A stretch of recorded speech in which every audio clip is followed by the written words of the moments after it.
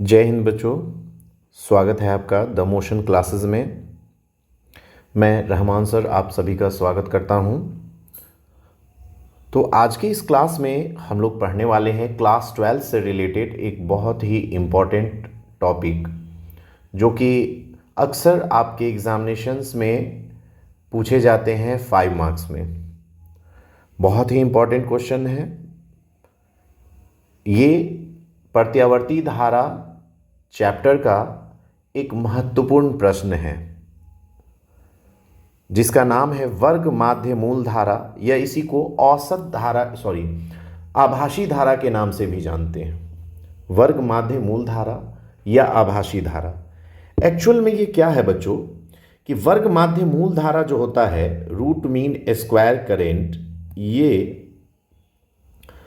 प्रत्यावर्ती धारा के एक पूर्ण चक्र में, जब एक प्रत्यावर्ती धारा का एक पूर्ण चक्र होता है तो उसके औसत मान के वर्ग के वर्गमूल को, उसके औसत मान के वर्ग के वर्गमूल को हम लोग क्या कहते हैं? वर्ग माध्य मूल धारा या आभासी धारा कहते हैं। ठीक है।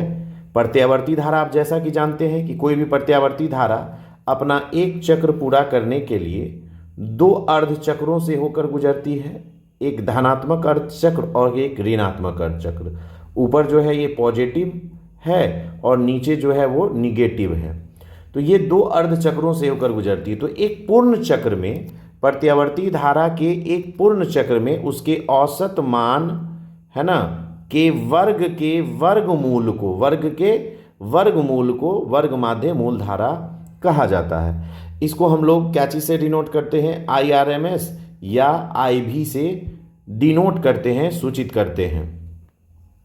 अब इसका व्यंजक यानी इसके फॉर्मूला की बात करते हैं बच्चों। तो सबसे पहले मान लेंगे कि माना किसी प्रत्यावर्ती धारा का समीकरण जो है I बराबर I0 sin ओमेगा टी है। अब दोनों ओर वर्ग करेंगे तो I स्क्वायर बराबर I0 square sine square omega T हो जाएगा। ठीक है। अब आपको पता है कि ये स्क्वायर टर्म में जब भी आएगा तो हम इसको हटा देंगे और हम I0 स्क्वायर ज्यों कहते हो छोड़ देंगे। साइन स्क्वायर ओमेगा टी के जगह पर 1 माइनस है ना कॉस 2 ओमेगा टी बाई 2 होगा। ठीक है। ये वाला 2 बाहर आ गया तो यहाँ पे आ गया I0 by 2 1 minus cos 2 omega T. अब देखिए एक पूर्ण चक्र में इसका औसत मान का पहले हम वर्ग निकालेंगे बच्चों।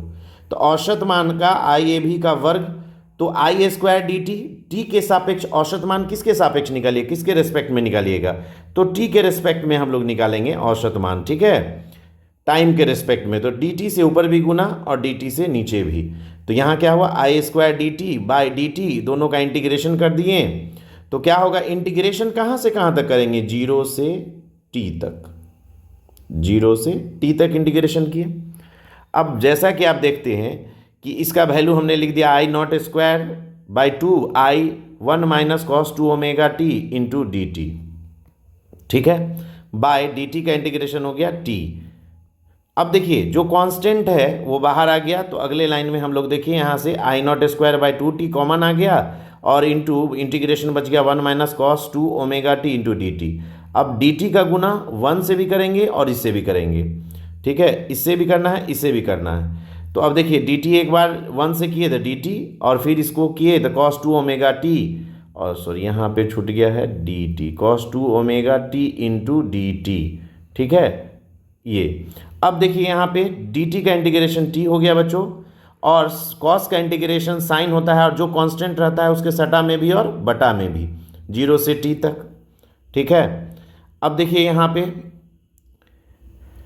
t का इंटीग्रेशन t हो गया, t माइनस 0 t रह गया। यहाँ से ये 1 बाई 2 ओमेगा बाहर आ गया, साइन 2 ओमेगा का वैल्यू 2 पाई बाई टी और अपर लिमिट है t minus lower limit sine 2 omega का वैल्यू 2 पाई बाई टी और लोअर लिमिट 0।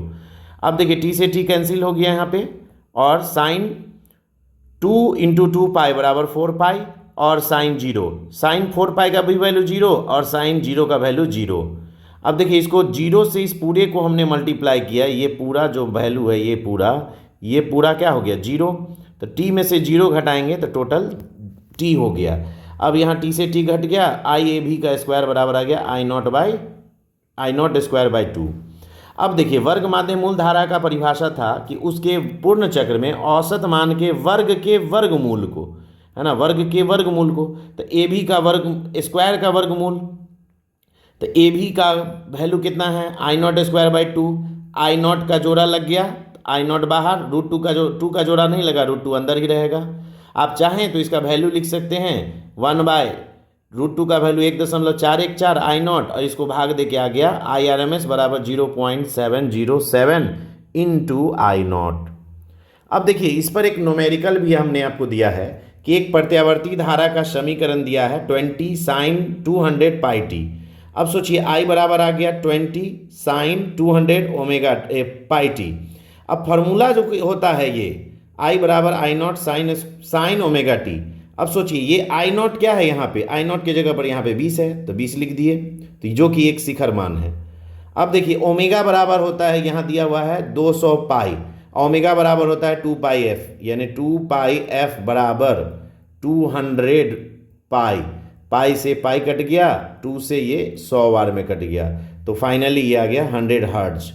अब देखिए आई आर एम एस क्या होता है 0.707 इंटू आई नॉट, तो इसको हमने 0.707 इंटू आई नॉट 20 एम्पियर, इसको हमने मल्टीप्लाई किया 1.414 एम्पियर आ गया हमारा आंसर।